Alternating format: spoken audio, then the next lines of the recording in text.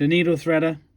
I always put the foot down because that adds a bit of tension to the system.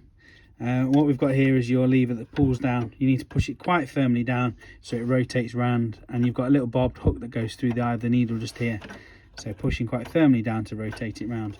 I call this bit the leg because it looks like a leg, and then inside here you've got a groove where we're going to put the thread into to help engage the thread onto the hook. So I wrap the thread around the leg, I firmly push down, and now I'm going to take it in between the two grooves and onto the hook here.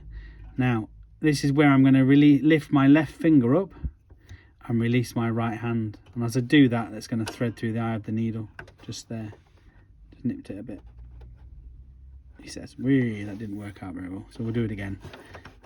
Here we go. There we go, and we've now got a little loop just there.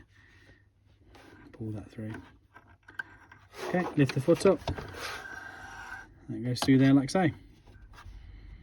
Around the back. Now, we're now going to put your bobbin into your bobbin case. This has got to go clockwise round. And you've got your tension device just here. So we're going to go into the groove, around the back and into there.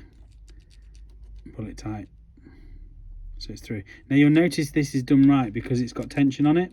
If there's no tension and it's not into that tension disc just there, it will just pull really loosely. And again, same principle with threading the machine at the top. If you've got no tension in, then we know we've not got it threaded right.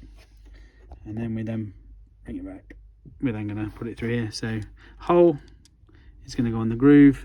It can only go in one way, as you can see. There's a little gap there for your bobbin to go into. So we're going to line that up. And we're just going to push it straight in, and you'll hear a click. There we go. And we're going to take it round, bring the thread up to the top. Happy days. Close the lid. We do have a cutter down the side, so just to make sure we've not got too much thread lying around, we're going to put that there. Cut that there, should I say. And we're going to slide that on. Now we're ready to go sewing.